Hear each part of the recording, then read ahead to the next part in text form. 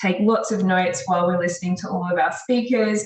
And at the end of today's call, we will allow some time for Q&A. So to start off, I would like to just thank the Indigenous elders, past, present and emerging, for the lands in which we all meet today. I'm coming to you today from Jinnabara Garamnal country, and I thank their elders for preserving the land in which I meet with you all today as well. So today we're meeting to talk about this really exciting new pioneering surgeries, which is breast resensation in reconstruction. And the reason why it's so exciting is because it's something that we don't currently have here in Australia, and it's something that we would really like to have in being able to offer that to women who are both previvors, so who haven't had the actual breast cancer diagnosis, but also those who are going through a breast cancer diagnosis.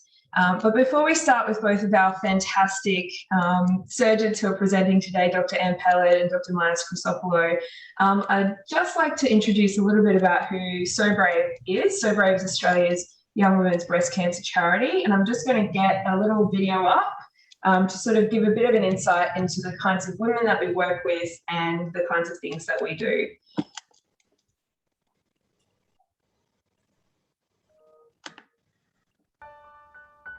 The reason I'm part of this project is because of my own experience with breast cancer. So I was diagnosed with stage 2 triple positive breast cancer in December 2015, 3 days before Christmas. Not the Christmas present I'd hoped for. And so after my treatment, I became very passionate about supporting other women, specifically young women, to ensure that their experience of this was better than mine. When I was first introduced to So Brave was in the cancer care unit at the Harvey Bay Hospital, and it was by the McGrath nurse, and she said, "Hey, there's an amazing lady here and I think you might like to meet her." I grabbed that opportunity because I had never met another lady who had been diagnosed around my age.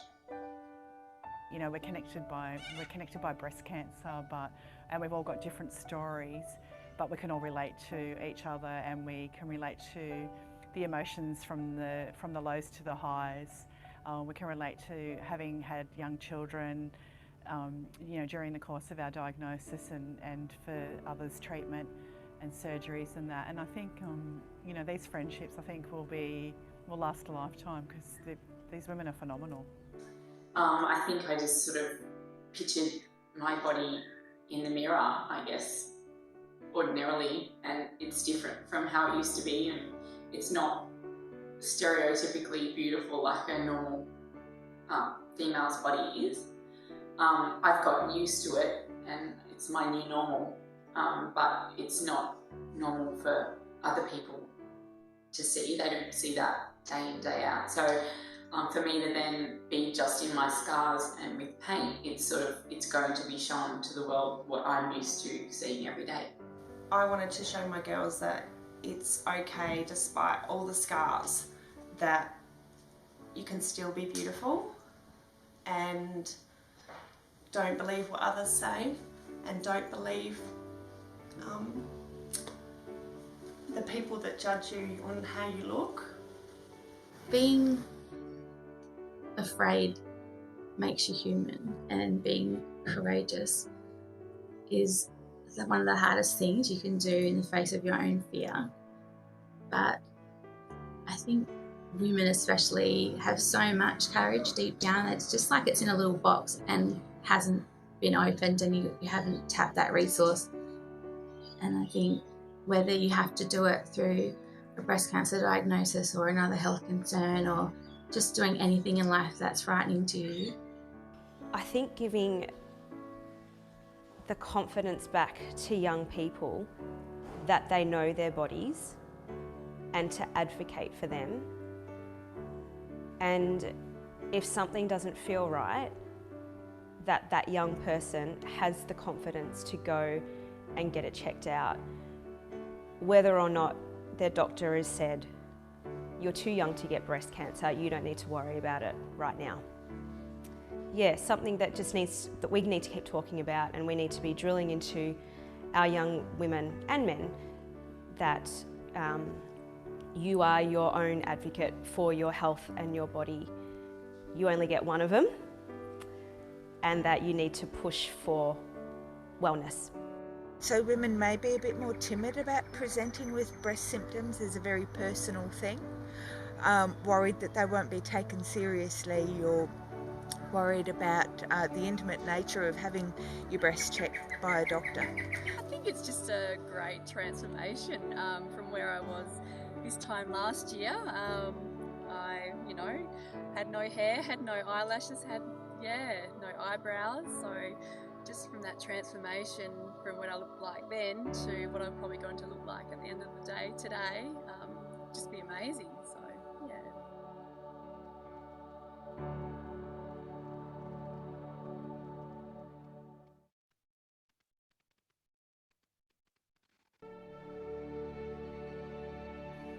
Oh, wow. Oh, wow. I look so different.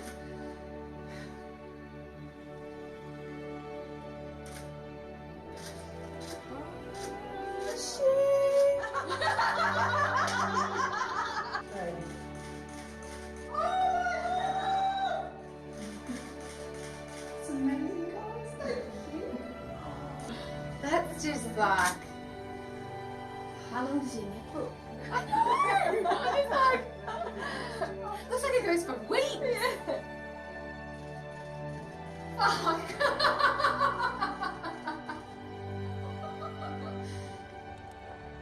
Hey, so how did it go? It was amazing. I'm ecstatic. I'm very excited. I think I'm pumped up on adrenaline.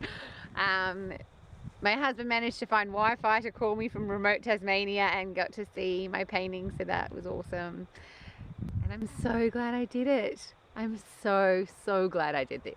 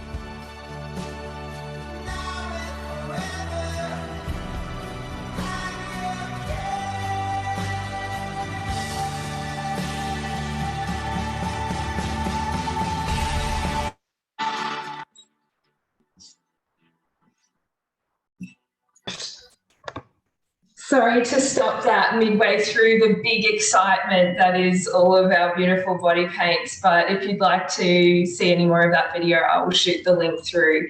But we have so much to get through today that I really do want to make sure that we have enough time to talk with Anne and Minas about their incredible work. But if you'd like to know anything more about getting involved with So Brave and what we do, our education platform, our raising awareness and sharing our stories of young women who've had that breast cancer experience, so that other women have a different experience, and empowering them to go through that with a better outcome. And that's why we're here today, because we want to learn about what are some different things that we can be doing. So without further ado, I might introduce our first speaker, Dr. Anne Peled, coming to us tonight, or for her tonight, our morning from San Francisco. Dr. Anne is a surgeon, an educator, a researcher, a mother, an athlete, and a breast cancer survivor. Just a few years into her own thriving breast cancer and plastic surgery practice, Anne was diagnosed with breast cancer herself, which gives her the unusual perspective of both the expert and the patient.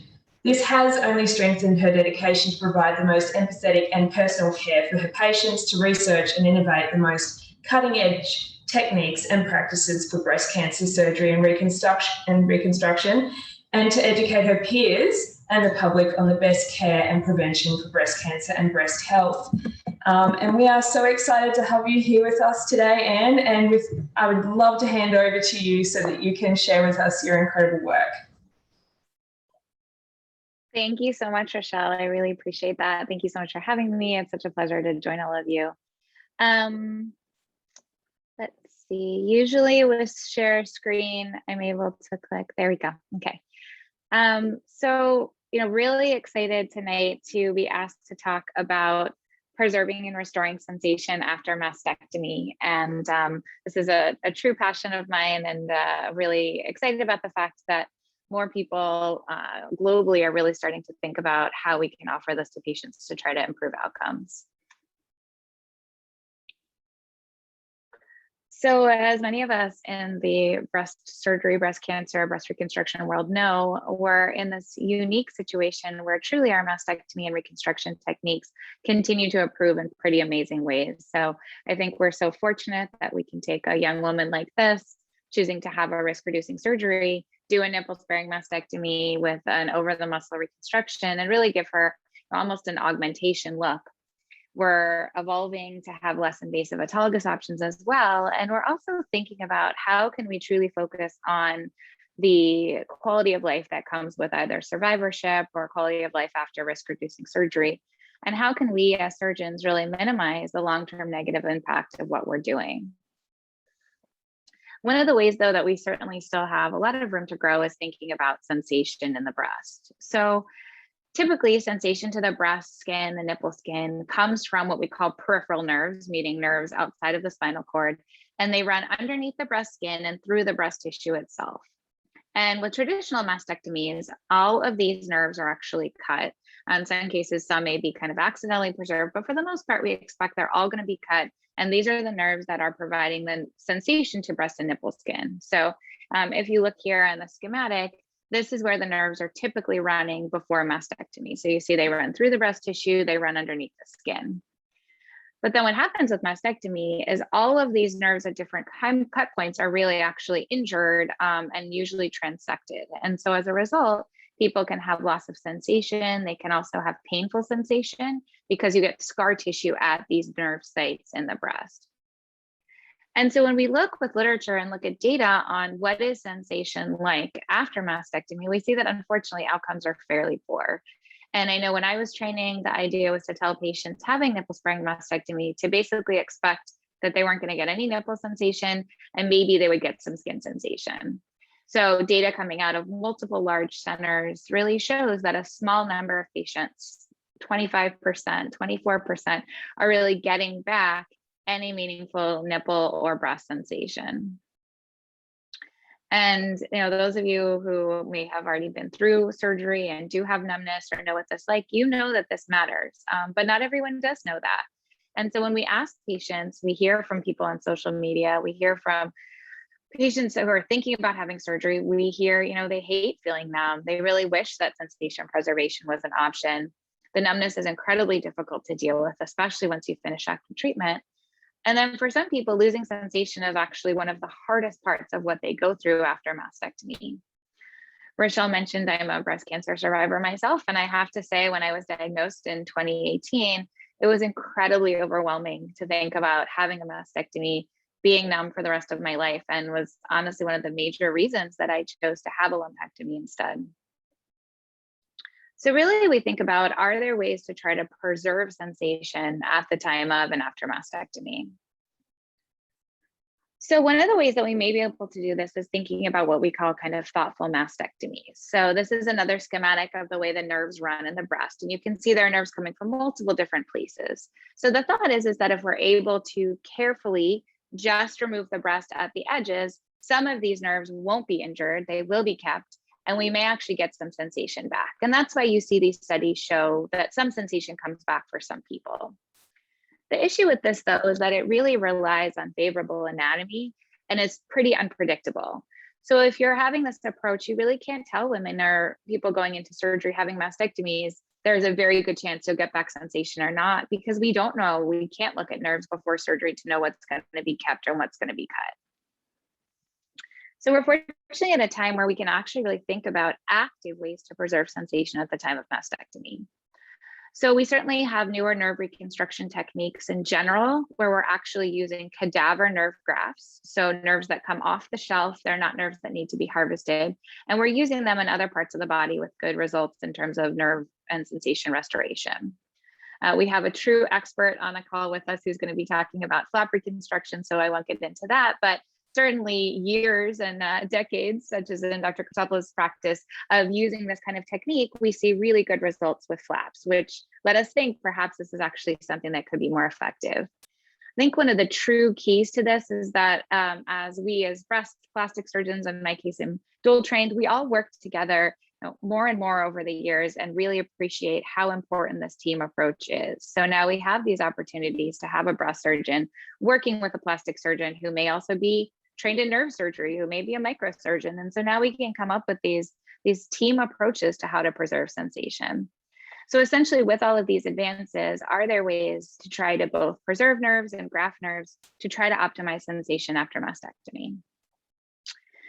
This is another slide looking at kind of the breast anatomy. And you can see on that picture on the right that those nerves, again, they're running along the edge of the breast and they're running straight through the breast. And the key with this is to understand that we have to remove all visible breast tissue to do a good mastectomy. So when people ask me about the oncologic safety of this, what I tell them is that we do the same mastectomy in terms of removing the breast tissue. The question is just, can we look for nerves, not injure them, keep them if we are allowed to safely from an oncologic standpoint, and reconstruct the ones that we can't.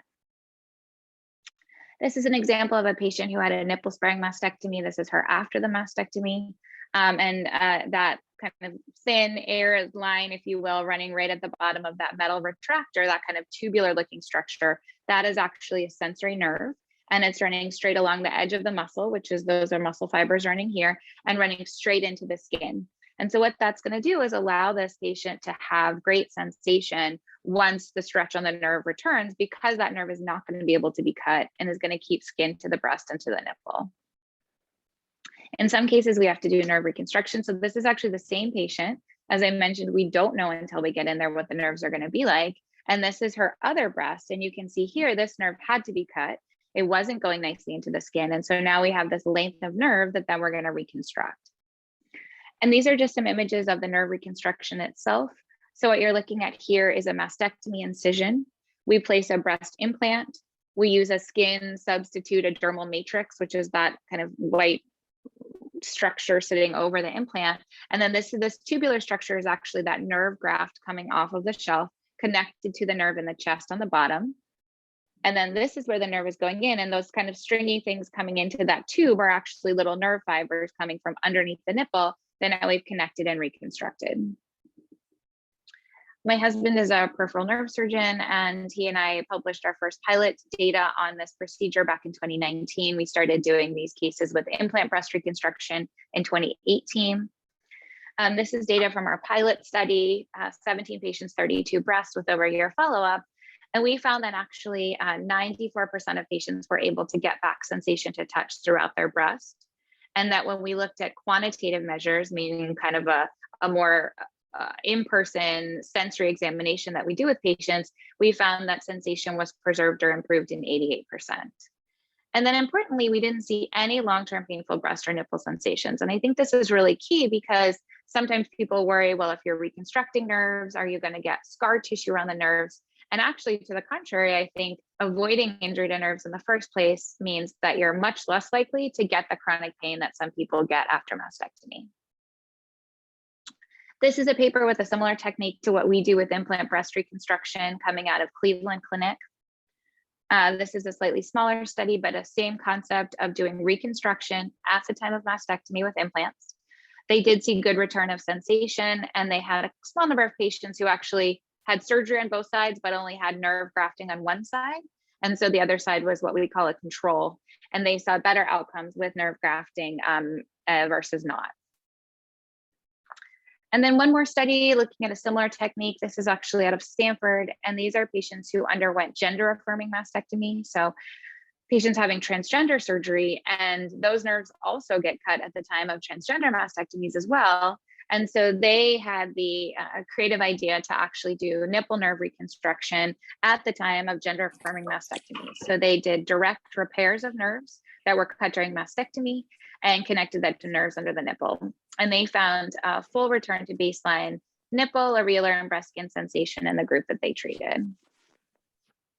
At this point, the last data analysis my husband and I did, we have over 260 of these procedures in 131 patients with nearly a year follow-up. Overall major complications is quite low at 2.7%. I mentioned the goal is really to do the same mastectomy and keep it oncologically safe. We need many more years of follow-up just to confirm that, but so far we've seen what we would expect, only one patient who had a new primary cancer. And again, even in this much larger series, we're still not seeing any chronic breast or nipple pain. I mentioned we do quantitative testing. We have had some limitations in getting people back because of COVID. But again, we continue to see in people who are getting quantitative testing, excellent and good nipple sensation in the vast majority of patients. And then additionally, when we ask them questions, there are validated what we call patient-reported outcomes questions. We see that 91% are getting back a lot or some breast sensation, and that 79% very or somewhat responsive nipples. So we're really seeing consistently with longer-term follow-up that sensation is really coming back with this technique. These are some of the patient-reported outcomes questions we ask. So this is looking at your current overall breast sensation. So again, over half of patients have some sensation, a large number have a lot of sensation. Similarly with nipple sensation, it's a little less, but we're finding, a lot and some mean different things to people. So I think we're really trying to work on getting a better sense of the true nature of the sensation people have. Nipple responsiveness to touch, I think this is really important. We do see that the vast majority of patients actually do feel that their nipples are responsive to touch. And as a result, they're really able to have their nipples play a role in intimacy and sex, which is not really typical of what we see following traditional mastectomies or reconstruction. So in terms of patient selection, when we first started doing this, we were doing this in all patients with nipple-sparing mastectomies and implant reconstruction. That's kind of our standard.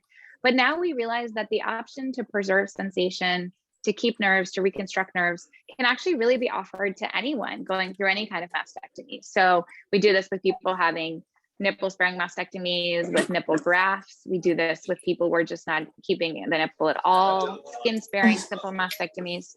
And then also this mastectomy can be done with all different types of reconstruction. So implant-based reconstruction, flap reconstruction, and then a large number of people are actually choosing not to have reconstruction and having what we call an aesthetic flat closure, where you rearrange the skin flaps and the tissue to make everything look flat without dog ears at the edges. And some people also choose just to have fat grafting as their kind of reconstruction. So truly the principles around sensation preserving mastectomy can be applied to any type of mastectomy or reconstruction.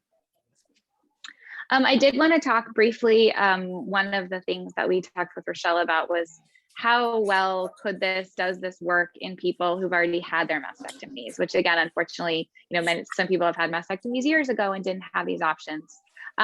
Again, I'm certainly not going to touch on flap reconstruction with the talk you're about to get, but I would say that I think flap reconstruction in my mind is a great option for people after the fact, because you have the option potentially of bringing a nerve with the flap.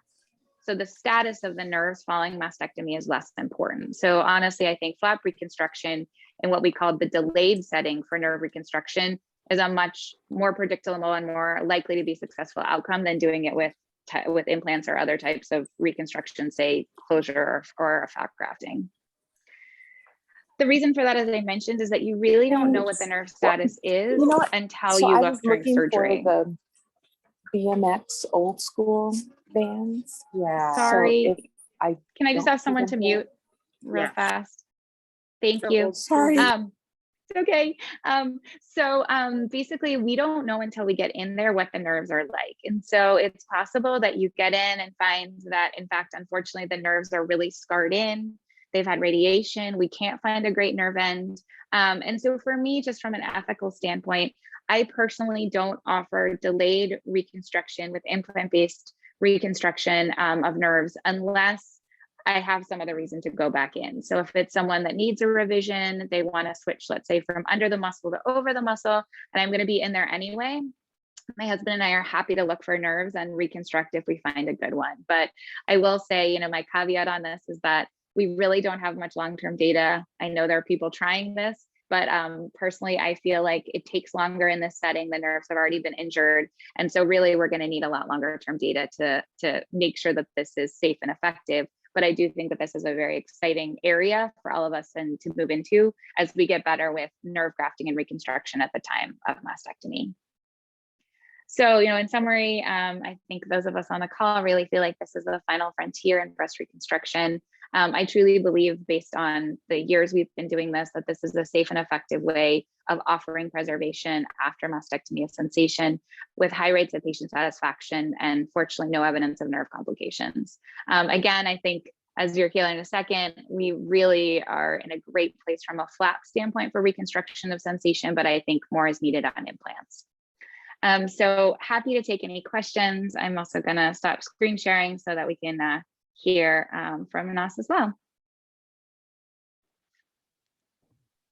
Thank you so much, Anne. It's always a pleasure to hear this kind of work, and I almost want to duplicate you so that we can have one of you in every hospital across the world so that we make sure that this is possible for everybody.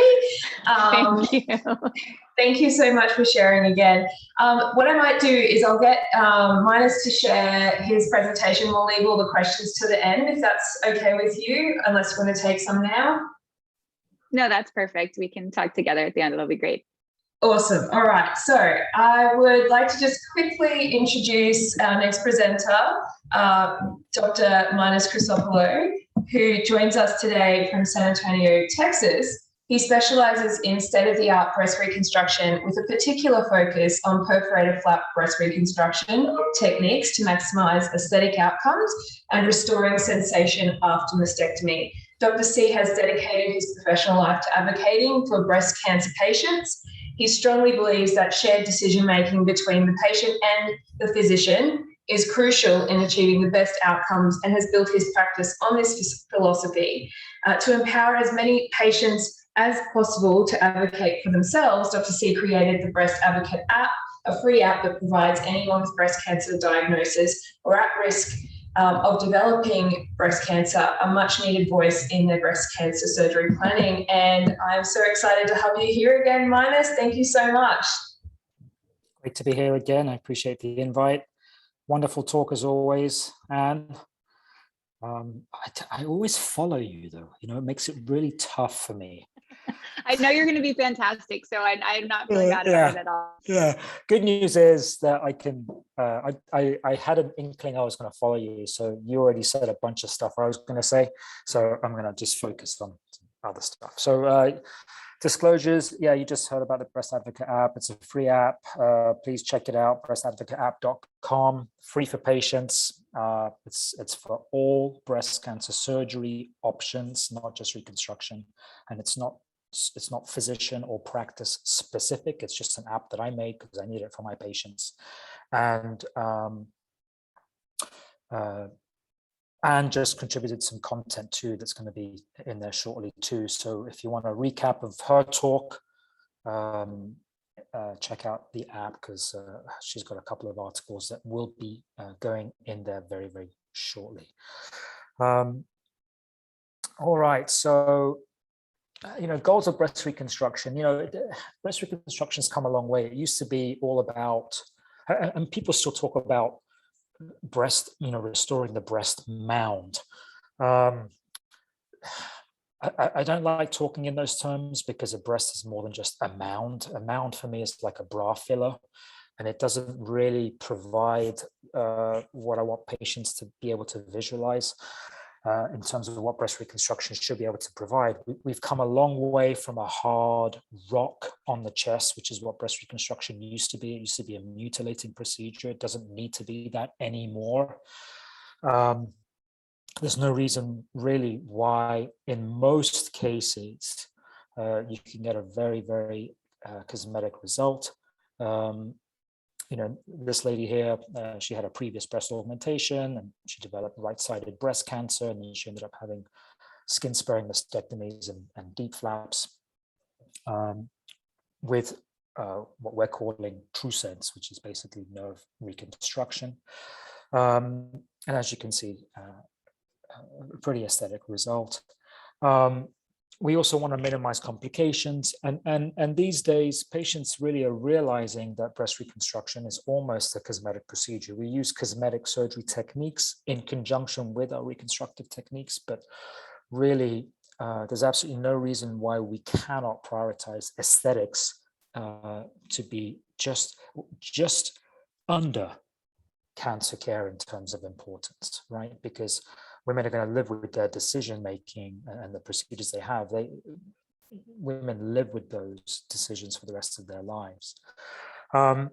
Plastic surgery is not just about preserving form or restoring form, it's also about preserving function and restoring function. And the breasts have a function, right? And so it's not just about breastfeeding, right? As we've heard, function means many different things, not just from a medical standpoint, but also from a personal standpoint in terms of what the breasts mean to the patient.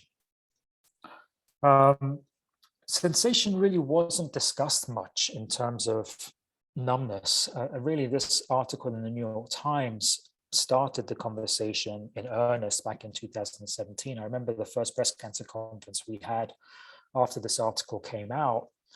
And unfortunately, this article kind of made it sound as though the numbness was a shortcoming of the reconstruction for women who had breast reconstruction, which, I turned up to the breast cancer conference and my breast surgeons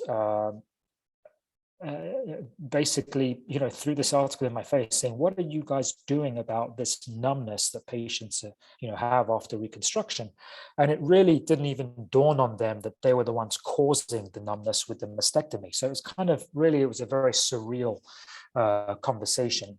It was a good article to get the conversation going, but really this was the first time patients actually started having a voice, was after that article. We've been doing nerve reconstruction since the late 1990s, early 2000s. But really, up until that article came out, people just thought we were nuts and we were just practicing voodoo. The importance of sensation is not just about feeling a touch, erogenous sensation. It's also about protective sensation. Right. And so, thermal injury is a very, very real problem. We see patients all the time from other practices who turn up with really horrendous wounds. They've had a successful reconstruction somewhere, but then, they had a little bit of aching or something, and then they thought they'd put a warm compress on their breast.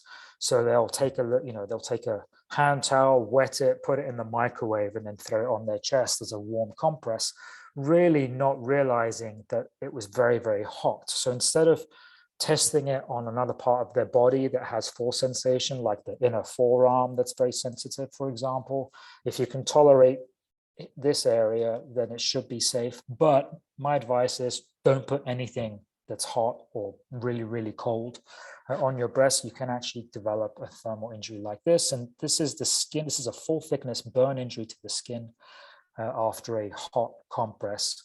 And what you can see there is a scab on top of an exposed implant. So all this was because the lady couldn't feel her breast at all. As you heard, when it comes to a good result, and this is particularly important for reconstruction, breast surgeons have the power to make plastic surgeons look really, really good or not so good. Because really, a good reconstruction, the starting point is a very high quality mastectomy.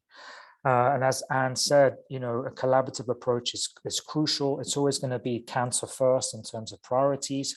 But, we talk about where to place the incisions, and that depends on where the tumor is, blood supply concerns, particularly for the nipple and the areola. Also blood supply access for the types of reconstruction that we do that use parts of the body, different parts of the body that are disconnected. The lower abdomen is the most common. That's called a BIEP flap. And this tissue is transplanted to the chest, and it needs a blood supply, and we need to have access to the right blood supply. So working with our breast surgeons, we can, we have a say in terms of where the best incision is for all these factors. We've advanced to sparing the nipple and the areola. Many women are candidates for that now. But now the conversation really must move on to sensory nerve preservation, as Anne said. And so the breast surgeon is the most important person when it comes to sensory nerve preservation, obviously, because they're the ones performing the mastectomy. So, why aren't more surgeons really, adopting this, whether it's breast surgeons or, when it comes to preservation, and plastic surgeons when it comes to reconstruction? Why isn't sensation on their radar? Well, lots of reasons, really. We're creatures of habit, and if we're not taught something as part of our training, we're less likely to start doing it in practice. We tend to focus on what works in our hands and what gets us home by 5 o'clock. In terms of reconstruction, we focus on how things look. For years, I made the mistake of, when I was talking about breast reconstruction, and particularly flap reconstruction, using the patient's own tissue, I would say things like, oh, and the breast will feel natural. Well, to whom? Because if it's numb, the patient's not going to feel very much, right? So the breast felt natural to me if I'm doing a yearly breast exam, or maybe feels natural to the partner, but not so much for the patient. We were focusing on making the tissue survive, ensuring the tissue survived, and a successful reconstruction. We hear all the time, oh, it doesn't work. Well, that's blatantly not true. We do need more data, but there are a lot of unanswered questions for sure. But the data that we are collecting shows that it's much better, preserving the sensation or reconstructing a nerve to regain feeling is much better than the spontaneous regrowth of nerves on their own over time, which is also an argument that some surgeons use. Oh, well, I get some feeling back in my flaps anyway, so, there's no point taking the time. It's too complex, adds too much time to the surgery. Also not true. Another factor that people are worried about is, oh, if I take a nerve from the belly to transfer it with the tissue up to the breast to reconnect things, well, then I'm going to injure the nerves in the belly, and the patient's going to develop a complication like a bulge or a hernia. Also not true if you're doing it right. Some surgeons think that the only way to do a nerve reconstruction is with a nerve graft. And nerve grafts can be expensive, there's no doubt, but there are other ways that you can do it that don't even need an expensive nerve graft. And then finally, patients don't complain. Well, if you don't ask, you don't learn. And so in this day and age of, forever dwindling time face-to-face, physicians and patients, or healthcare professionals and patients, if sensation isn't even on your radar, are you really going to stop and ask, and how's the feeling in your reconstructed breast? You're not even going to ask, and that's why you don't know. But it's not the same as patients not complaining. Patients do care. When you look at studies that show patient satisfaction and what they report, we always fall short in terms of sensation. They like the way the breast feels. They like symmetry. Everything is good. We're doing great. Reconstruction, as I said, has come a very, very long way. Sensation, not so much.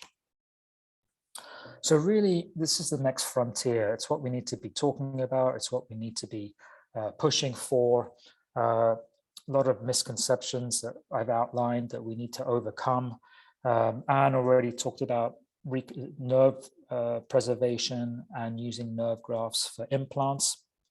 My world is mostly to do with using the patient's tissue, patient's own tissue.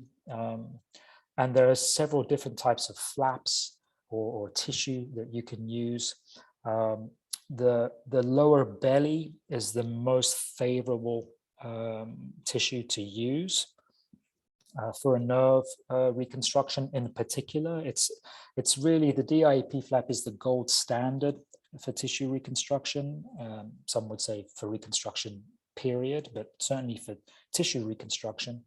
That's because most ladies have some lower abdominal tissue that they feel they wouldn't mind giving up.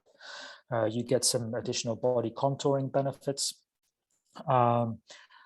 But in particular, when you look at the nerve endings and the distribution of nerve endings in tissue in general, the tissue of the lower belly, in particular around the belly button, that nerve distribution is the closest of any of the flap options to the nerve distribution in the breast.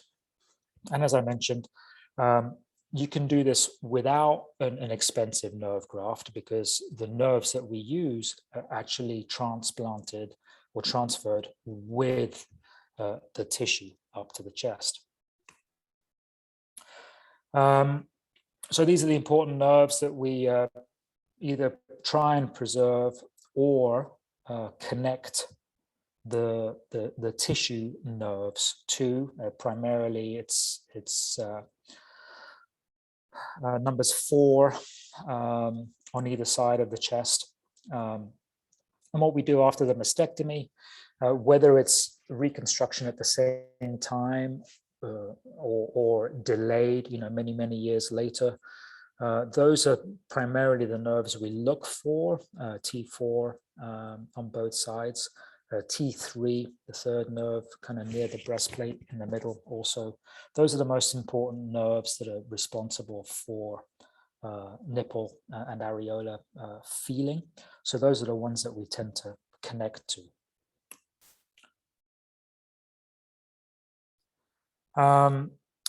This paper actually highlights what I just spoke about in terms of which flap is the best for kind of duplicating the normal sensation in the breast, or as close to it as possible.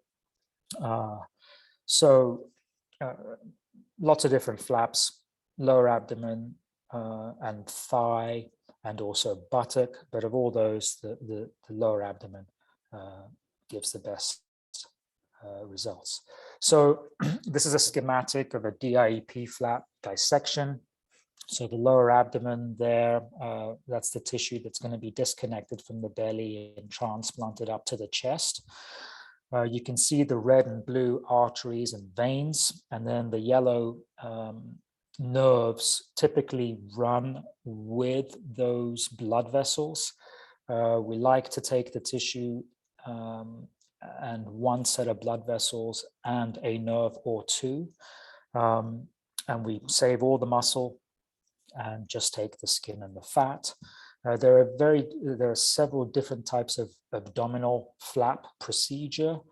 The tram flap was the first that was really described in the 80s. That sacrificed some belly muscle, and that procedure really has evolved to a completely muscle preserving technique, which is the DIEP flap shown here. So we make a small incision in the strength layer on top of the muscles. That's called the fascia. And then we go into the muscle, we separate the muscle fibers, take the blood vessels that we need, find the nerve, get a nice length of nerve. We preserve the nerves, we preserve the other nerves that supply the power that fuel the muscle, the motor nerves. Those need to be preserved. But we take just the nerve that supplies feeling. And then that nerve is then transplanted with the belly tissue up to the chest and reconstructed. So this here, you can see the incision in that fascia, in that strength layer. You see the red muscle. And then that white fiber, that white fiber looking line, this line here, that's a nerve. Okay, and then you can see on the left side, oh, I'm sorry. You can see on the left side here, the blood vessels coming up. There's a little blood vessel here going through the fascia and branching out into the fat. That's what basically keeps the tissue alive. And then in close proximity, to this vessel, you have this nerve here that travels on top of the muscle that you can just carefully dissect away from the muscle, preserve all the muscle. And now you have a nice long length of nerve that you take with the skin and the fat. And you see that here. Here we've got two nerves. So here the tissue is kind of turned over on itself and you can see the underside of it. And also all you're seeing is the fat. There you can see there's no muscle. And the only thing we're highlighting here is the two nerves that we've dissected with the tissue. And so usually there's enough length where the nerve that you see here can be connected to the nerve in the chest that we prepare without a nerve graft. But even if the two ends don't meet, what you can then do is you can use the second nerve you see here as the patient's own nerve graft. So it's a free nerve graft. So anyone who says that you can't do this without a nerve graft, that's not true. The other thing that's a little bit frustrating is that, people are acting as though this hasn't been done forever. Well, it has. This is actually the article that started things off for us. This came out in 1999. So actually, yeah, we started doing this shortly thereafter. So it would have been very early 2000s. But even back then, we saw that reconstructing a nerve provided better results than just letting the nerves kind of grow in on their own.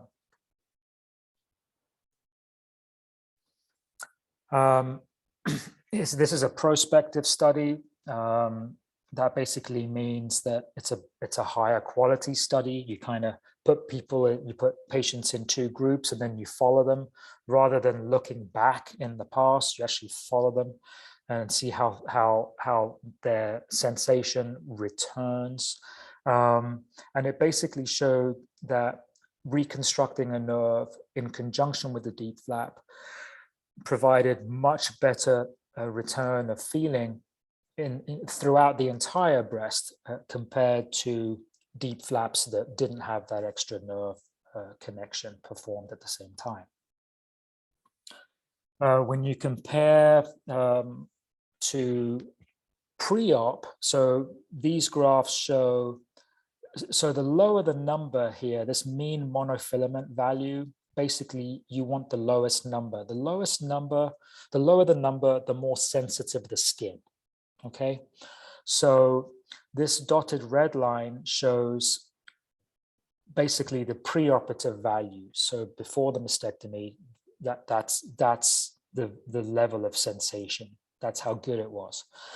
And here you can see the blue line is after the mastectomy, but with a deep flap performed at the same time as the mastectomy, but without a nerve reconstruction. And then the green line is with a nerve reconstruction. So it's nerve reconstruction, we can't guarantee it's going to be the same as Mother Nature provided, but it's certainly a lot better than not connecting a nerve if the nerves have been cut. I mean, there are times when our breast surgeons do, we work with a bunch of different breast surgeons, and some of them really buy into nerve preservation like Anne, and they kind of take pride in it. And in those folks, I often don't do a nerve reconstruction because we actually look for the main nerves and they actually seem intact, and you can actually grab them and kind of pull on them a little bit, and then you can trace out that they're still intact because it moves, the tissue moves. When you look at the underside of the mastectomy skin. So if we're working with really good breast surgeons and the patient has a really favorable anatomy and the location of the tumor is favorable so that they can give us a high quality mastectomy, then we won't even do a nerve reconstruction. But even in a delayed setting, here on the right, we look for cut nerves all the time. We usually find some.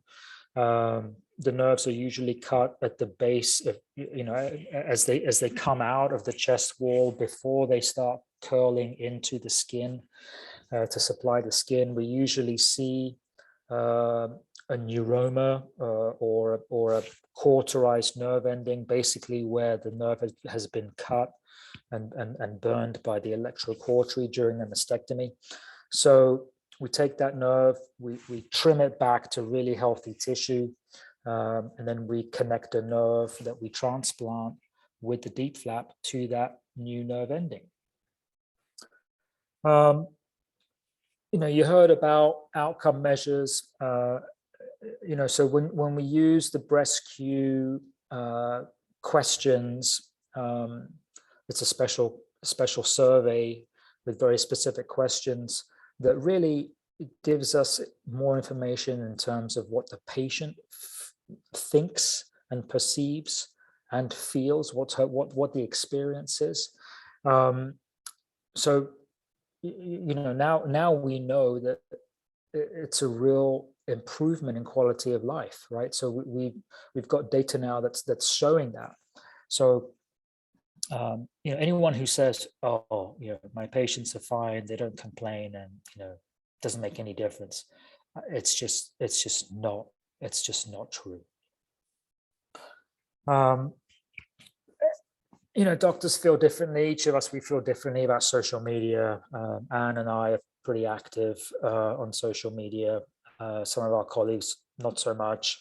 But if you don't like social media, or just because you don't like social media doesn't mean that what people post, again, isn't true, right? And so now there's lots of false stuff on social media, and lots of fake news, but, we don't get our patients to, post false things on our Facebook page. These unsolicited posts here, I mean, the proof is in the pudding. Preserving sensation, restoring sensation, it works. It's better than a numb breast. So take home points from this is, you've got to pick your breast surgeon as well as your plastic surgeon. If you're looking at reconstruction, your breast surgeon is critical. And you got to pick a team that works together constantly, because those teams have good communication. They have it down. They're efficient. They understand each other. They're on the same page, and they produce the same product or a higher level product. It's just, I mean, you want to pick a team that works together all the time and does a lot of these cases, right?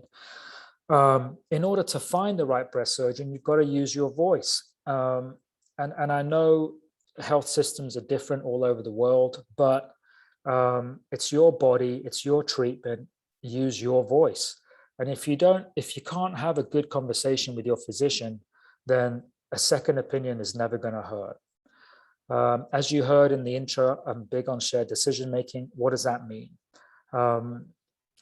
So, this slide, basically, I threw this in as just as an overview of what that process means, because we don't really talk about it that much.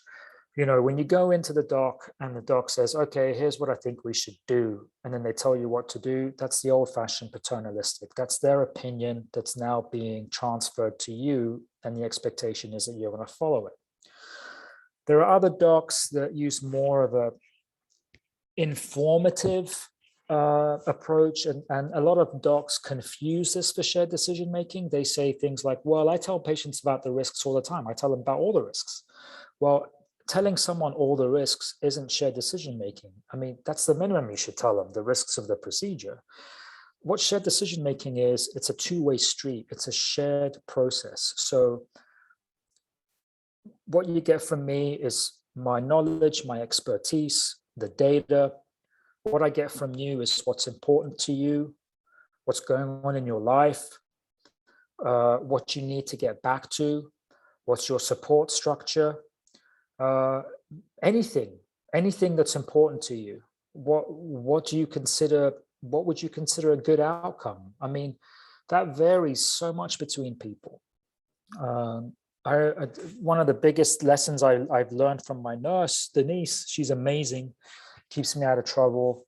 One of the biggest lessons I learned was, when patients come back for follow-up, is basically to not highlight things that I see before I ask them what they think and why they're happy. Because, I've had patients where, this is years ago now, they come back, they're very happy, and I'm looking, I'm like, well, I wish this was better, and well, we could tweak this, and we could make this a little bit more symmetric, and we could redo the scar.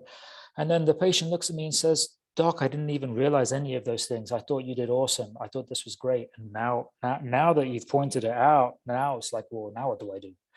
So you can't take anything for granted. You can't presume. So when it comes to patient preferences and values, it's up to the patient to express it. Now, the final decision, the best decision for each patient is, if you look at the Venn diagram on the right, is that sweet spot in the middle, okay? Where's the overlap between your clinical situation, what the data shows, your team's expertise, and your preferences and values and other non-clinical situation? Where's the sweet spot in the middle? That is what leads to a shared decision. And shared decision making improves outcomes because patients are more bought in, and it just leads to happier patients overall. So in summary, pick your team. This starts with your breast surgeon. Breast surgeons make plastic surgeons look good. Nerve preservation is better than nerve reconstruction. There's nothing, if you can preserve it and not even need to reconstruct the nerve, you have the best chance of restoring feeling. Your team matters. It's not just about your plastic surgeon if you're looking at breast reconstruction. There is data, it doesn't matter what people say. There's not enough, we need more, lots of unanswered questions, but we have enough data to really show us that what we're doing is a good thing. And finally, advocate for yourselves. If someone doesn't want to do this, do your own research. See if you can find someone who's interested in listening.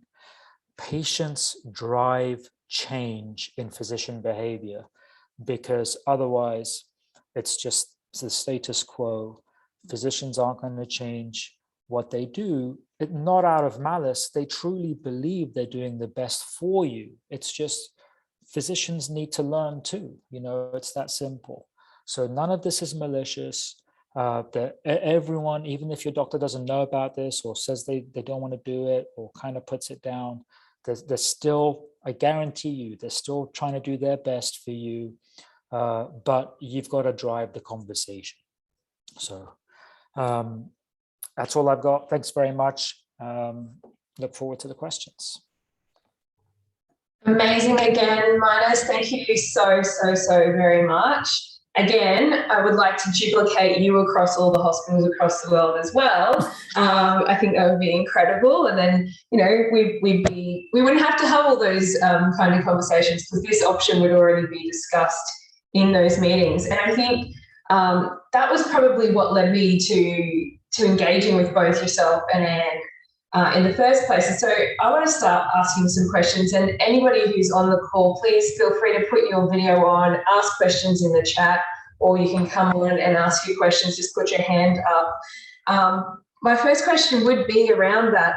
How do we change that in like, is it going to take like incremental change? What was the way that it changed in the US, and overall now in the US, how many physicians would be offering this kind of service to their patients?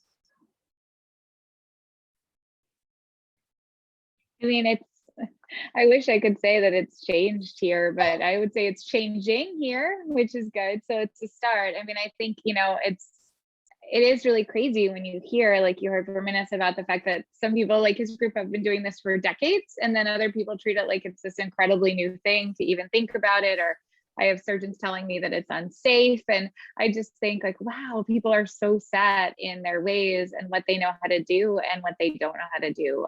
But what I love seeing here, and I think this will be true for Australia as well and everywhere else, patients ask for it. You know, honestly, there's not a week that goes by now that I don't get a text from one of my breast surgery colleagues who's like, oh yeah, someone came in today and they want this sensation preserving mastectomy. They want this thing you're doing. And I mean, like, you know, we've both put ourselves out there a ton talking about this, sharing patient stories. We're so lucky to have Terry, one of our most favorite patient advocates on this call today, who also talks about her experience. And I think that the more of us that are out there talking about it, patient success stories, why it matters, really, truly, it's going to be patients that turn the tide, and then surgeons will respond and they will learn how to do it. So for me, I think that's where the real success is, honestly. I think in terms of microsurgeons, only about 5% of us are doing nerve reconstruction routinely with breast reconstruction. So it's pretty sad. But what's driving it, as you've heard, is patient advocacy, right? So I'm psyched that Terry's here. You guys need to connect if you haven't already. You could do some serious damage together. Yeah, I say that. I say that with love. No, I'm serious. I'm serious. You guys need to chat. You really need to chat. You both need to chat. But yeah, this, you know, and here it's fee for service, right? So it's a different system. You know, I grew up in the UK, different model. You know, more like Australia, and Canada. And, you know, the culture's different, the system's different, the healthcare economics are different. Over here, you know, it's fee for service. So if a patient, you know, I can fully appreciate how it's easier for patients to make a statement with their feet and just leave and go elsewhere, right? And then over here, because it's fee for service, the surgeon will feel that more because he or she has lost the surgery and won't get paid now. So I don't mean to, you know, it sounds a bit cynical, but I'm sure there's an element of that. I guess if surgeons are really, really busy, they don't notice it, but, you know, others might. But truly, you know, over here, patient advocacy has really taken off. It's a big deal.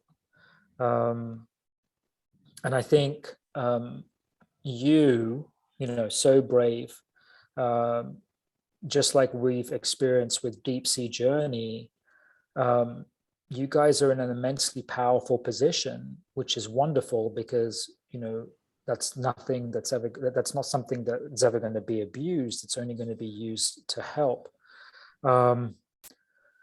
Encouraging people to just speak up and advocate for themselves. That's massive. And when I first mentioned this to you, Rochelle, you kind of pushed back a little bit. You were like, well, what do you mean patients? You know, because when I first told you about the Breast Advocate app, you're like, well, that may not be relevant to Australia because, you know, it's different here. It's not. It's exactly the same, right? So the procedures are the same. You have the same cutting edge expertise that we do over here. But there's a reason I get patients traveling to PRMA from all over the place. And that's because when patients go and ask about this, it's not the surgeons won't do it. So patients travel. But what I'm saying is there's no real need for so many people to travel.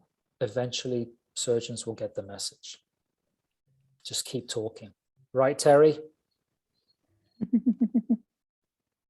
That's awesome. Yes, and I agree. I think one of the premises of So Brave's existence is in that patient advocacy and empowering people with information so that they can have these conversations. And particularly today's session is around giving some information so that people can go and talk to their surgeons about this kind of it's not new, obviously, Ed's mentioned that again, but it's new for us, and I think that's the difference, and it's new for people who've not done that kind of surgery here. But it's not new for anyone, but it's also new here, right? Because not many of us are doing it over here either. So in terms of uptake, it's new everywhere.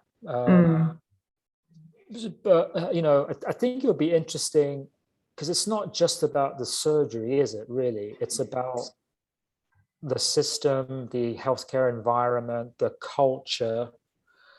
How are things in Australia? Are patients going in and accepting kind of paternalistic exchanges? Are patients becoming more willing to use their voice? Does it even enter their mind that they can express an opinion, or is the culture such? I mean, it's been a long time since I was in the UK within healthcare, but when I was coming through in my training, I mean, it was anathema for anyone to, you know, what do you mean I'm going to, no, I can't tell my doctor what I think I should, what are you talking, he's the doctor, right? I mean, how is it? Is it like that? People becoming more kind of advocacy aware? How are things? I think, sorry, yeah, go for it, Heidi.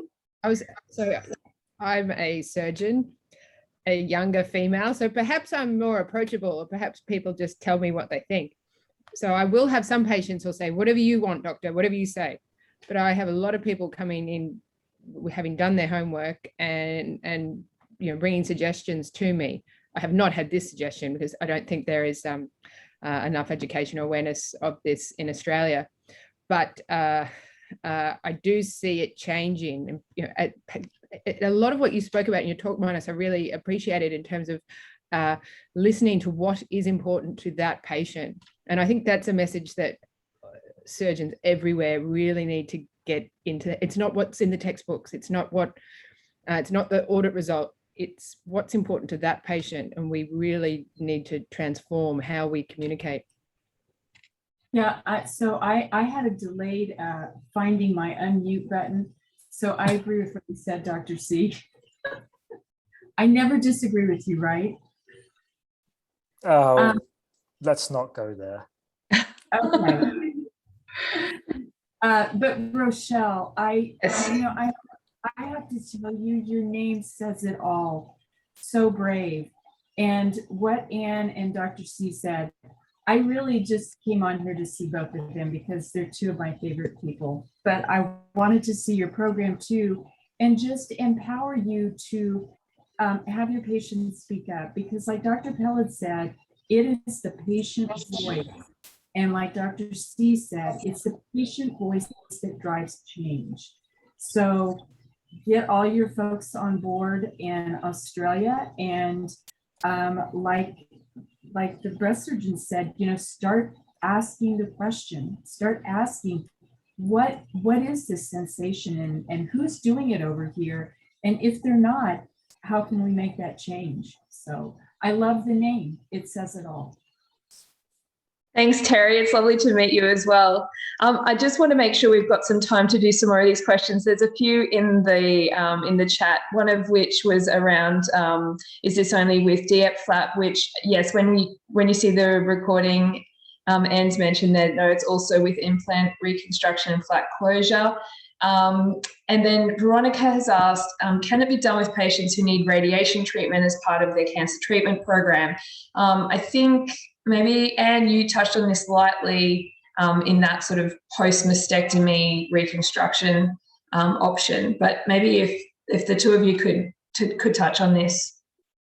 Yeah, for sure. And if we don't get to all of them, I tried to respond to most of them in there as well. But I think my experience with people who end up needing radiation is that sensation does come back. It just takes longer, which makes sense based on the way that radiation works. So that's been what we've seen. Yeah, I would echo that. That's been exactly our experience. I mean, we used to not do it in radiation in patients who had radiation. So typically for us, it would be a delayed reconstruction. Patient usually would come to us, you know, after their mastectomy. They haven't had any reconstruction. They had radiation after their mastectomy, and they're looking for a tissue-based reconstruction.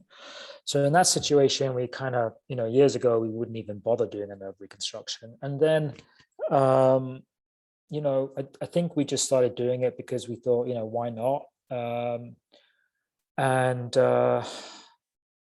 I've had patients who needed local anesthetic for their nipple reconstruction in the office, because they had so much feeling in their flap after they had radiation after their mastectomy. So, I mean, that's not too shabby. So yeah, it does work. Now, and in what we have also noticed is that in patients who have had, say, a delayed on one side and an immediate on the other side, so, you know, a contralateral prophylactic mastectomy is way, way more common in this country than it is in Australia. So, and there are multiple reasons, and that's another webinar in itself.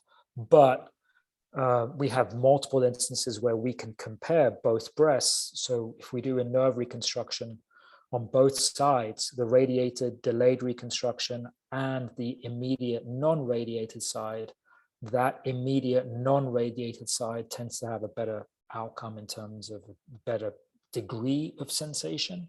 But still, I mean, you can't, you know, needing a local anesthetic for nipple reconstruction, that's pretty good level of sensation. Indeed it is. Yeah, absolutely. We'll get some links for your research to send out with the recording, if that's okay, Anne and Minas, in some of the presentations that you've, some of those links to any of the literature reviews and things like that, if you could send them through, so we can send them out, because some people are interested in finding out more about that. We've got another question here from Charlotte saying, is fat grafting in any way contraindicated with prepectoral nipple sparing DTI nerve preservation, mastectomy or reconstruction? And if you need further information, maybe Charlotte, you might want to unmute yourself and add to that.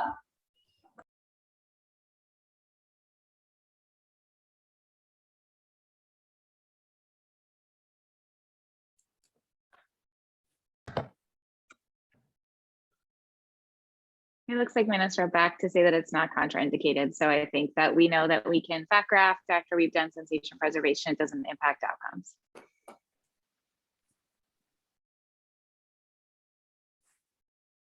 And do you ever do fat grafting at the same time as the mastectomy? I don't. I feel like, you know, when we do nipple sparing mastectomy, you know, we all kind of hold our breaths, making sure that everything's going to go okay from a nipple healing standpoint. And personally, I just don't need anything else to give me more gray hair while I'm waiting for that first week to have them come back in and make sure the nipples look good. Unfortunately, they really do pretty much all the time, but it's enough that I feel no reason to traumatize that tissue. So we do direct to implant in pretty much 100% of our patients, but we go back after the fact for fat grafting, which many people want. We have a lot of thinner patients. I think implants are fine, but they do ripple. You see the edges. And so we kind of tell people going into it, this is not a one and done operation. I know you feel the same about flats, you know. I love that people think of these as their forever breasts and want to have these amazing aesthetic outcomes, but it usually takes a couple surgeries to get there. And we kind of know that going into it. Yeah, I agree. It's for the vast majority of women, it's a process, isn't it? Sure is. One and done is very misleading. Yeah, extremely. It's very marketing and not true. Yeah, no, it's not. It's a bit of a trigger for me, actually. I'm with you. Something that we haven't touched on, thanks guys for adding to the conversation about fat grafting. And there was one thing that really, really stuck with me after our last webinar, and that was around the timing and how much additional time it took in a surgery. And I think for me, that was the huge take home, because, you know, a DIEP flap reconstruction could take anywhere from 8 to 13 hours to do. And yet, what was the difference in timing to do this kind of preservation as well as making sure that happened? I think it was up to 20 minutes was what you'd suggested last time, Minas. Yeah, I mean, for a nerve reconstruction, it doesn't. The mastectomies don't take any longer. You know, I don't know what Anne will say about that, but our breast surgeons, once they get it down, they like to show off. You know, if they visualize the nerve, and they'll stop and they'll say, "Oi, come up here, take a look at this. How'd you like them apples?" You know. At our house, it's, oh, hey, you're making me cocktails tonight. Look what I found. That's what we do when I show them the team. Exactly. Yeah. But yes, exactly. you got to show them off. When you find the nerves, you definitely show them off. No question. Yeah, exactly. Yeah. So really, the mastectomies, once the learning curve is done, you know, it's over. It doesn't add any time really. And then for the deep flap, 20 minutes, man. That's really, it's not a big deal. Something only takes you a long time if you don't know how to do it. So it's like everything, you know, invest the time, learn how to do it, and then it won't take you very long. It just takes a few cases. So, I mean, a learning curve is normal for anything, but to reject trying something because you've decided that it will take you too long when you've never even tried it, seen it, yellow, you know, done it, whatever. I mean, you just, for me, that's just trying to find a reason to stick to the status quo. Yeah. Would you say the same, Anne, in terms of like additional time into a implant? Yeah, around the 20 minutes at the most. Yeah. Yeah, I guess, 20 minutes aside. Yeah. Yeah. So for me as a patient and in talking with other women, we're talking about 20 minutes being the difference between not having sensation forever or having that sensation or some degree of sensation for the rest of their lives. And I think that is the most crucial part of this for me, in that it is so important for young women in particular to be able to have these long lives with some kind of degree of control and feeling and sensation. And if it's only that additional 20 minutes in the surgery, then that should be offered as part of the course. So yeah, thank you for sharing that as well. I'm not sure if there's anyone on the call that has any other questions. If you want to put them in the chat, that's fine. Or there might be some from Heidi or Chris that you might wanted to add in, or any comments. Or Rochelle, since the last webinar, I've had one patient ask me about sensation preserving mastectomy. What can I say? And I have asked around the plastic surgeons, they all do know about this. Sorry, do they just? How that's good. That either means it's being shared between them or something's happening. That's great to know. I think I knew about it before. It's coming. It's coming. Chris, what are they doing with their knowledge? Yeah, not much. I think carefully not advertising it at the moment. But I think changing the hearts and minds of changing the hearts and minds and behaviour of surgeons is a kind of a science all in itself, isn't it?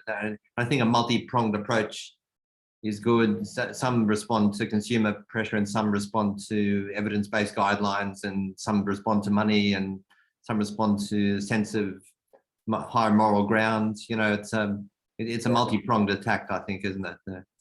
Yeah, it's well put. We have actually asked Anne to come and, well, I don't know if she can actually come because our board is closed, but to teach Australian breast surgeons some more of this next year. Yeah. Fingers crossed. Although either way, I will be there, but it will be really lovely to meet your team in person. Oh, that is so incredible. Yes, this is tick, tick, tick, exactly what we want. We want more of that, Heidi. So how do we encourage more breast surgeons to bring people over? Oh, it's a big conference of breast surgeons. So there'll be most of the country, or most of Australia's breast surgeons tuning in. Amazing, amazing, amazing. That's incredible. Thank you for that update, Heidi. I can't wait. And Anne, if you do get to come over, wherever it is, I will make sure that I'm there so that I can meet you in person. Thank you. You can come over. Yes. Let's hope. So I just wanted to say thank you again to Minas and Anne for sharing your wisdom and your expertise and your experience with everyone today, and again for the previous webinar. I guess this is going to be a bit of a process for us here in Australia to get those wheels turning, and so hopefully these little piece by piece things will start to make that difference. But yeah, I just wanted to thank you for your time today, in particular, and sharing it with our women who are going through this journey, and hopefully they can now go and have a talk with their team and ask those questions. If they have any further questions, I will link them in with your online presences, and we'll send out the recording and any of the data that you've shared today. But thank you both very much. It's amazing that you've been able to give us this time again today. Thank you so much, Michelle. I really appreciate it. Amazing. All right, so if anybody has any further questions in the future, just please send them through, and yeah, we'll catch you at the next webinar. Thank you, guys. Thanks. Good night. And thanks, Minas. Night. Thanks, Rochelle. Thank you.